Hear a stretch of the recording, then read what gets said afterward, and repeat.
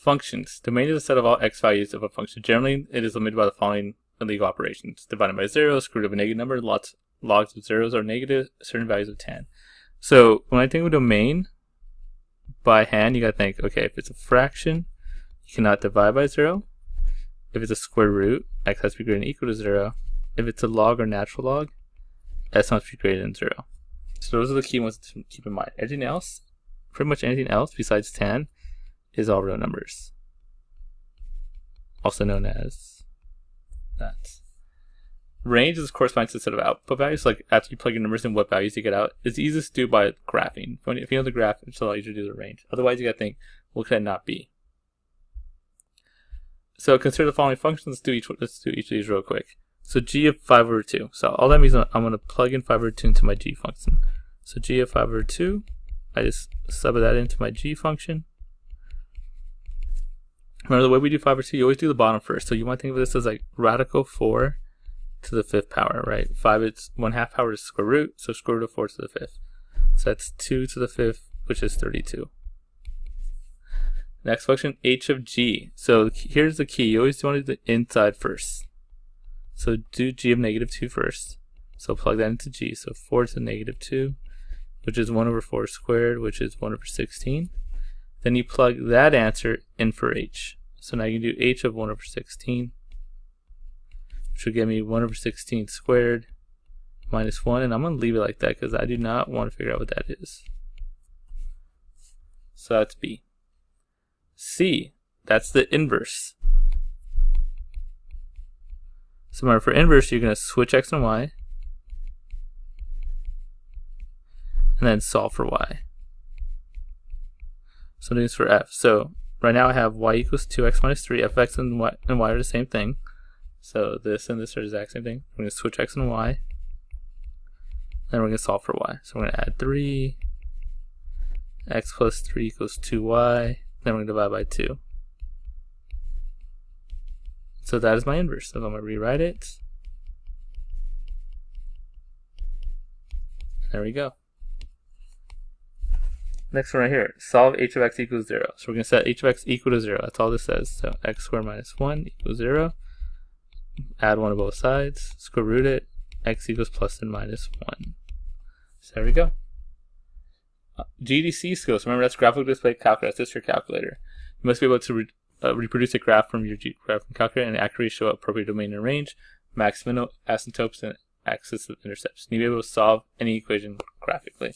So all this means that you got to be able to reproduce a graph in your thing. So let's say I gave you y equals sine of x and y equals e to the x, and then I gave you a picture that looks like this. Sine of x looks like that. Actually,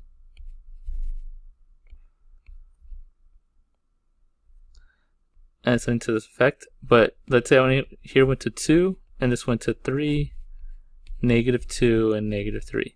They want you to be able to reproduce that in your calculator. So you bring out your calculator. You gotta make sure you're in radians first, because if you're graphing sine and cosine, it has to be in radians. So I'm in radians. So you go to y equals, I'm gonna make that sine x. Sine x. Let's make this e to the x. So e is down here to the x power. Now, why did I bring up this fact that looks like this? You got to fix your windows. So you want it to match the graph they give you. So in my case, I went from -2 to 2 on my x.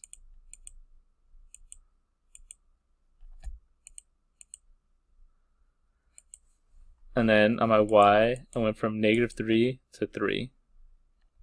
So again, you want to be able to match it, and then you hit graph. And then on your answer, you want to be able to show this graph on your calculator. So my graph's not perfect. They actually don't cross because I suck at life. But that's the idea. You want to be able to match your graph. So maybe it should be -e to the x minus 3 or something. If I did that, whoops. Minus 3. Come on. It's not the easiest thing. This mouse sucks. There you go. And then hit graph. See if they actually cross now.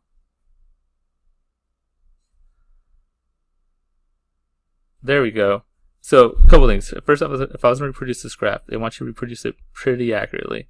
So I cross here, looks kind of like this.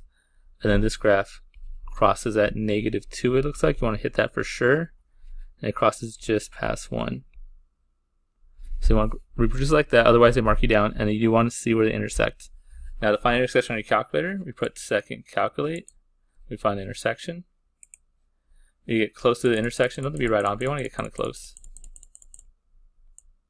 Then you hit enter a couple of times, and it gives you the intersection. Now IB wants 3 sig figs, so my answer would be x equals 1.38134. IB would mark you off for that. They only want 3 sig figs, so we're going to cut it off to here, round it. 1.38 would be my answer. So you gotta be able to do stuff like that. So again, match the window. So when they give you a graph, match, especially if they give you a domain, you gotta make sure you fix your window on your graph.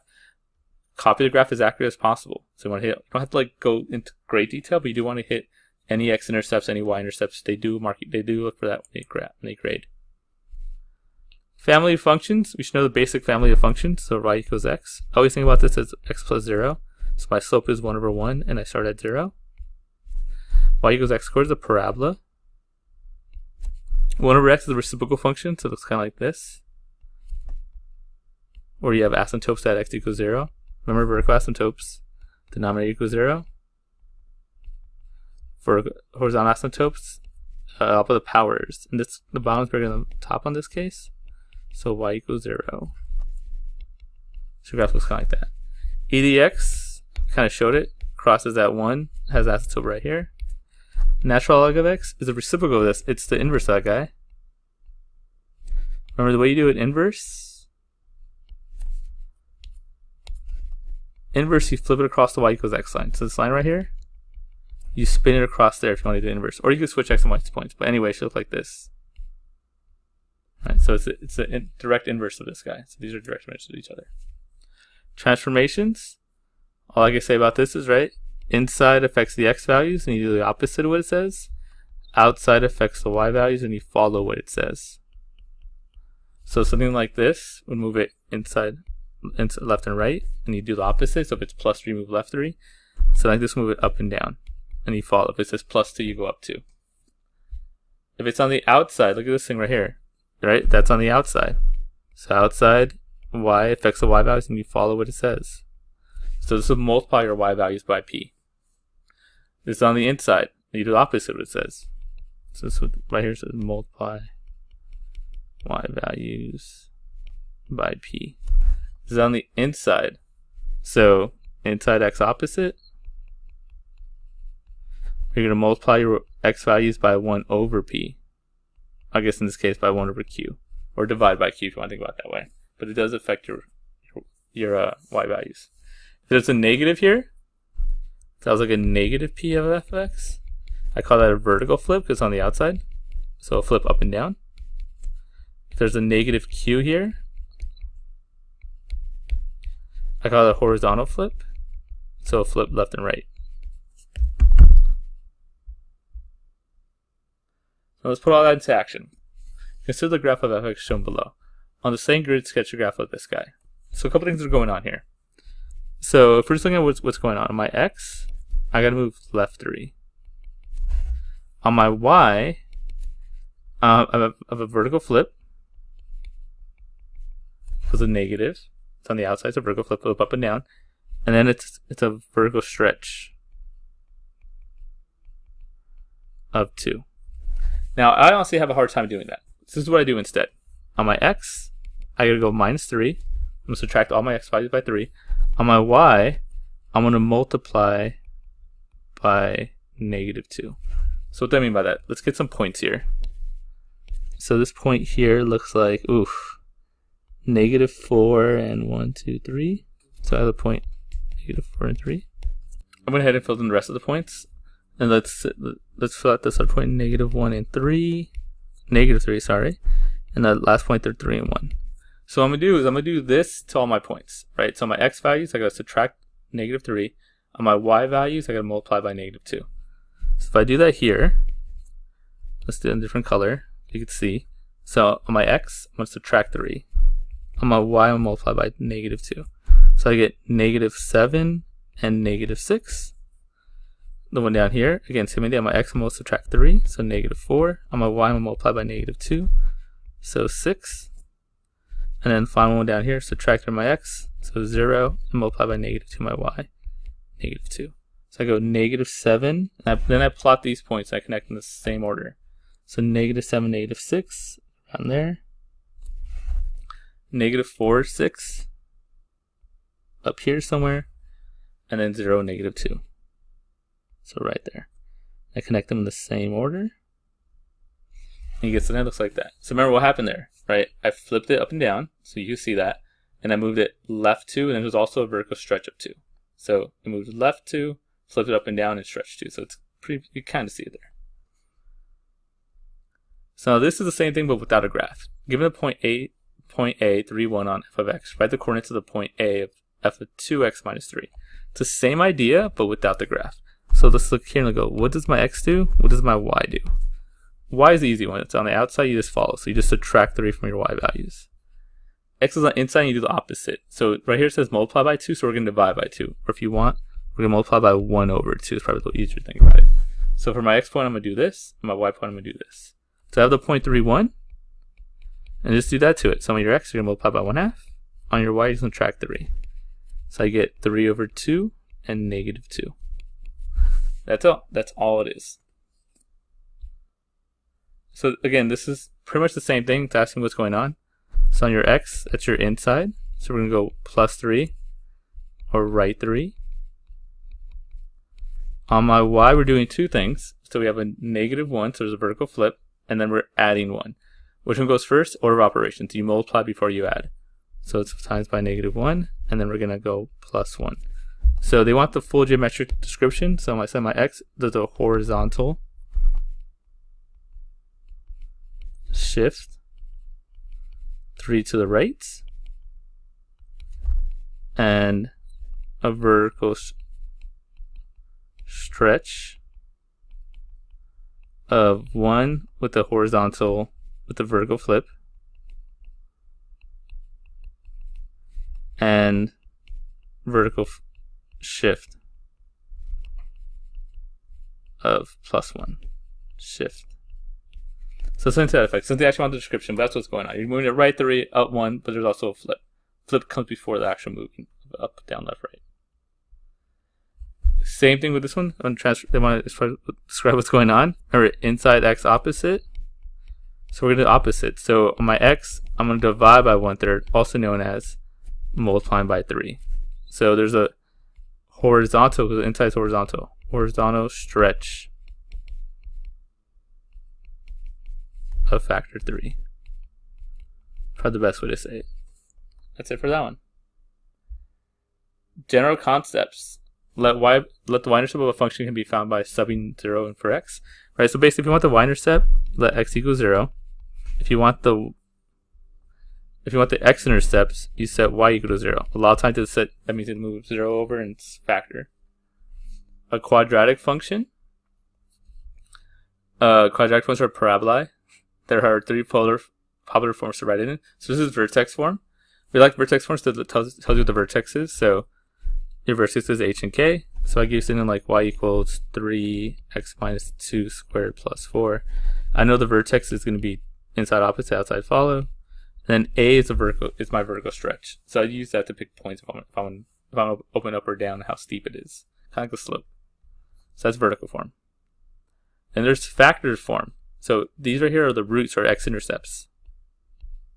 So I gave something like y equals 2, x minus 3, x plus 2. I could actually graph that right away. I know my x-intercepts are inside opposite, 3 and -2. The fact that a is, my a here is positive, I know it opens up. So that'll be the graph there. So I could graph it pretty easily from x. I should graph it really easy this one too. Vertex is 2, 4, and then it opens up. Axis symmetry, very important thing to know. Axis symmetry is the x on the vertex. So on this one, there's a formula for it. You just average the x-intercepts. So you go a p plus q divided by 2. Axis symmetry is always halfway between the x-intercepts. So if you just add them up, in my case, 3 plus negative 2 over 2, you get 1/2. So that's how you find the axis symmetry. If you actually wanted the full-on vertex, well, the axis symmetry is the x value in the vertex, and to find the y value, you just plug it into your equation. So in this case, I would plug 1/2 into and simplify it. The final form is standard form. It's really only good for finding the y-intercept, or if they actually put it in standard form. Other than that, what we do with this is we generally try to find the vertex with it. I mean, the axis symmetry. In axis symmetry, this is where you use your formula from the formula sheet.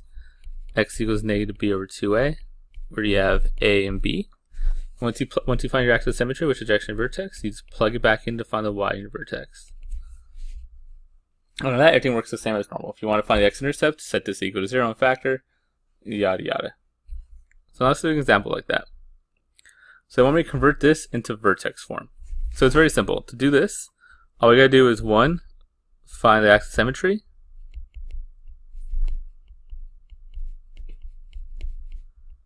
Once we have that, we're going to use that to use axis symmetry to find the vertex.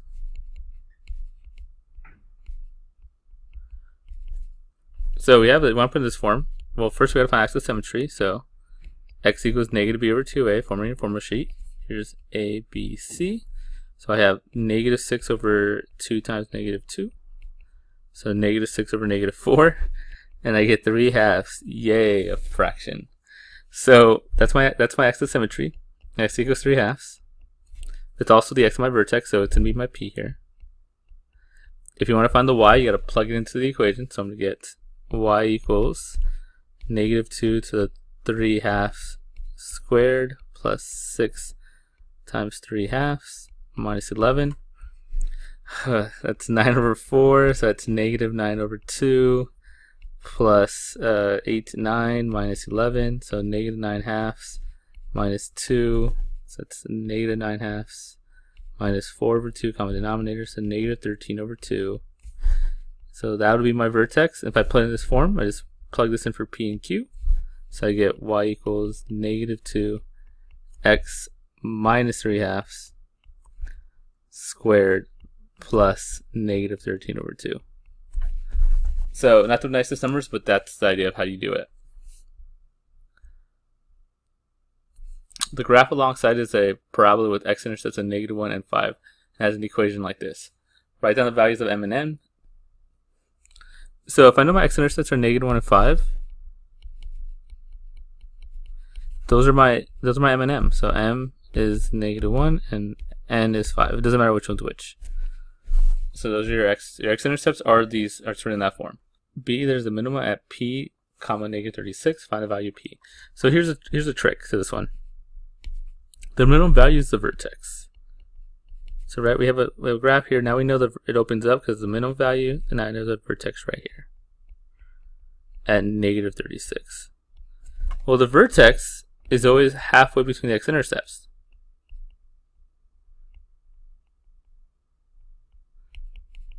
Also, just the p, if that's a vertex, that's the axis symmetry. Right? Remember, one way to find axis symmetry is to add up and divide to find the average between your x-intercepts. So if I want to find my axis symmetry, it's just add up my x-intercepts and divide by 2, because it's always going to be halfway between. And I get x equals 2, or in this case, p equals 2. So that's a good trick to know. If you have your x-intercepts, finding the axis symmetry is always really easy. It's always halfway between. So in this case, it had to be at 2. And since that's the minimum value, p -36, that means my answer is 2. So that means my vertex, by the way, is 2 -36, so I might need that coming up. C, hence find the equation of parabola given your final answer in the form of this. So I want to find the equation of this parabola. So there's actually lots of ways to do it. Let's write it in this form. So I have y equals a, which I don't know yet, x plus 1, when I plug these in, x minus 5. Now the easiest way to do this would just be distribute this all the way out, but I don't have my a yet. I do have my vertex. If I did the same thing, I could do the same thing with my vertex technically, and then simplify that. But again, I don't have my a. So how do I find my a? Well, I have this. I'm going to plug this point in, because that's all this is. It's a point for my x and y. So I'm going to plug in 2. It's equal to -36. So -36 equals a times 3 times -3. So -36 equals -9 times a. Divide by -9. A equals 4. So now I have this.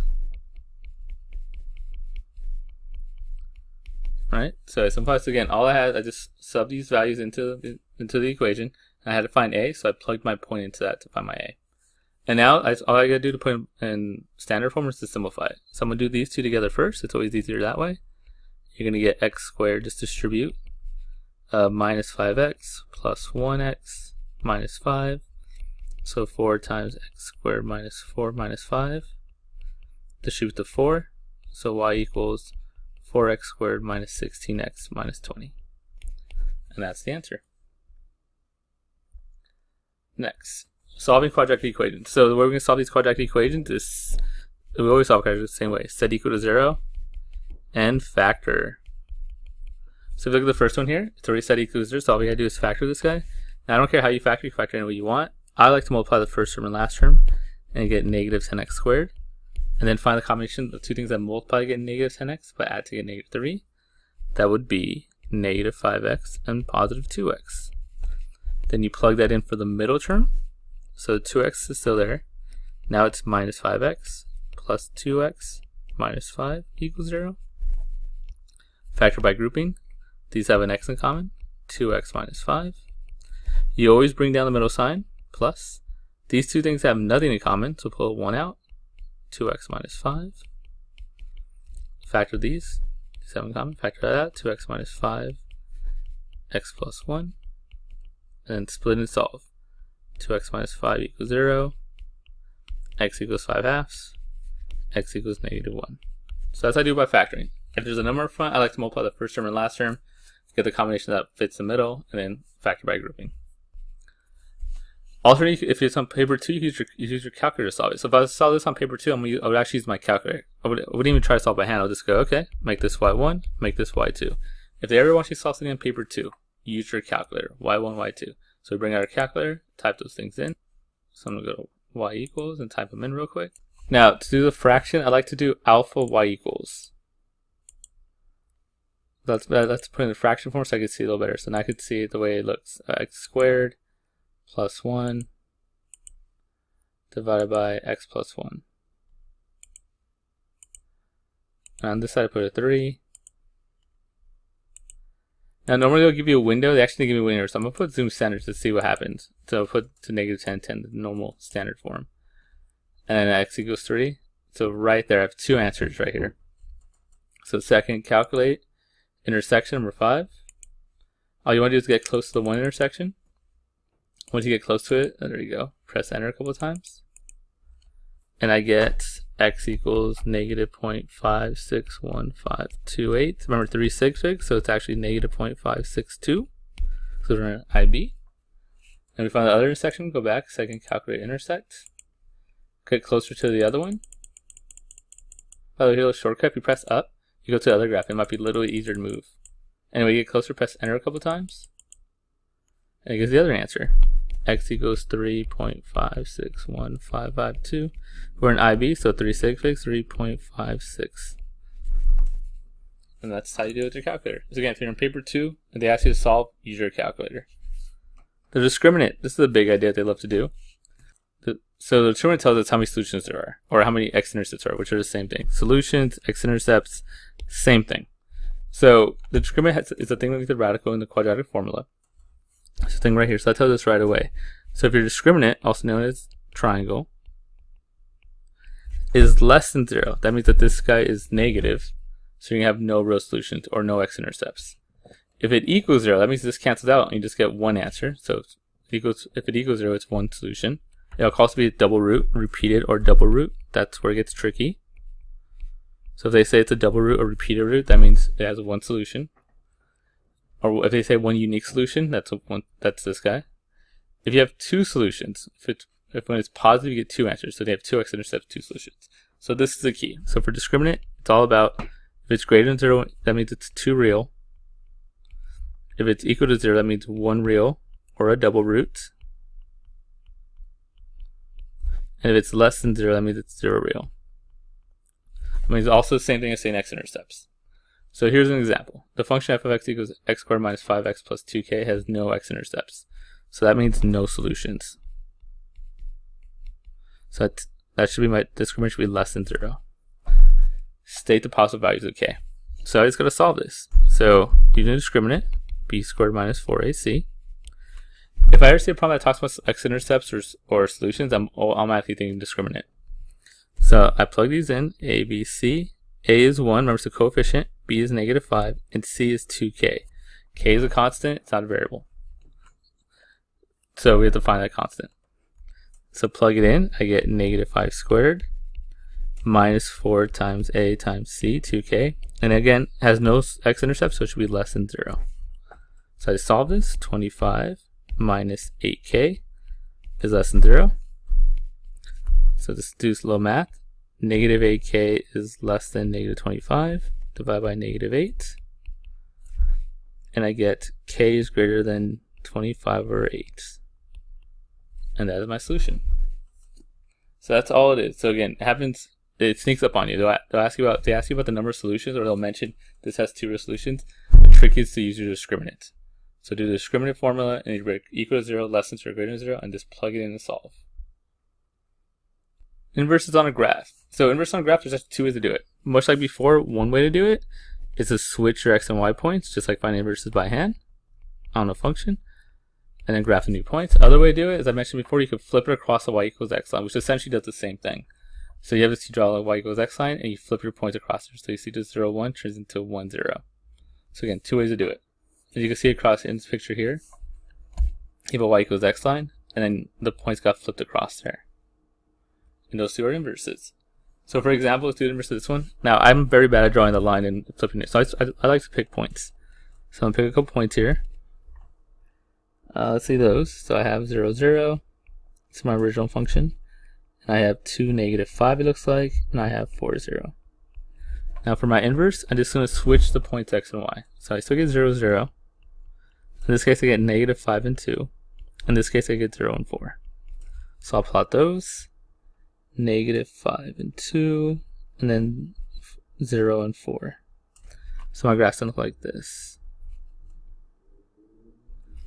And that'll be my inverse. And if I draw a line, y equals x, you see it kind of flips across there. So that's how I do the inverse by hand. I just pick a couple points and I switch x and y. If you're an artist, you could draw the y equals x line and flip it across there. A little review. Remember what this guy does? F to the -x. That's on the inside. Inside is x, so that's horizontal. So this is a horizontal flip. So we're going to flip this thing left and right because it's on the inside. So you flip this thing left and right. Some people call it a y-axis flip. You get a graph that kind of looks like this. I should draw it better, but that's the idea. It's getting there. So it's not to that effect. This is on the outside. Outside is y. Y is vertical. So I call this a vertical flip. Key things, you're going to flip it up and down. Some people call this an x-axis flip because you flip it across the x-axis. So it's going to look like this. Into that effect. So there you go. A little more on inverses. Let's find the inverse of this one. Actually, I'm going to add a thing here. So I'm going to find question 1 and b. Let's find a domain of g -1 of x. B is going to be find the inverse. And then C is going to be find the range of the inverse. So I meant to find a domain of the original one. So my domain is my original one. We have a natural log. So domain, remember the natural log, all you do is make sure that is greater than 0. So if I solve it, 2x is greater than 5, x is greater than 5/2. So that's my domain of my original. So my original domain is x has to be greater than 5/2. Let's find the inverse. So I'm going to switch x and y. So it becomes y. This is essentially my y. X equals natural log of 2y minus 5 plus 1. Now let's subtract the 1. Try to get the y by itself. Subtract the 1. X minus 1 equals natural log of 2y minus 5. Now we'll take the e of both sides to get rid of the natural log. So e to the x minus 1 equals 2y minus 5. Then we'll add 5 to both sides and divide by 2. So my inverse is just e to the x minus 1 plus 5 all over 2. Now here's this one, the range of g inverse. So here's the thing. Let's say we have G and G inverse. Right? My domain is my X values, and my range are my Y values. When you do the inverse, remember what the inverse does? It switches the X and the Y. So your domain are just the X, the Y values of the original, and your range are just the X values of the original. So if they ever ask you for the range of the inverse, it's just the domain of the original. So my range here is just the same answer I got from before. And that's how they mostly ask you to. They just want you to know that connection. So if you have a domain of the original and you want to find the range, you just find it's just the domain of the original. It just switches. So if they ever ask you for the range of a function, just find the domain of the inverse. One more, and then we are done. So this one, just want to find the inverse. So my inverse here. By the way, if I do my domain of this guy would be all row numbers. So there's no fraction, there's no square root, no natural log. So my domain would actually be all row numbers. Anyway, if I'm finding my inverse, we switch X and Y. And then we solve for Y. So add the phi to both sides. X plus 5 equals 2 to the 3y. Now it's power. So remember, the way you get rid of power is you take the natural log to both sides. That lets you bring this to the front. So have natural log of x plus 5 equals 3y times the natural log of 2. Divide by natural log of 2. 3y equals this monstrosity. Then you just divide by 3. Or multiply by 1/3. So y equals 1/3 natural log of x plus 5 over x natural log of 2. And that's the inverse. Now, if I wanted to find the domain of this, the range of this, I will just be the domain of this guy, all over numbers, but it also works the opposite way. Let's say the question was actually, what's the range of f of x? Well, I have the domain of f. I have the domain of the inverse. So if I find the domain of this guy, that'll give me the range. So the domain of this is like before. X plus 5 has to be greater than 0 because it is a natural log. So x is greater than -5. So that's the range of the original function. Domains are real numbers. The range, I just find the domain of the inverse, and I get x is greater than 5. So that's how you do domain and range. Anyway, that's it for this video.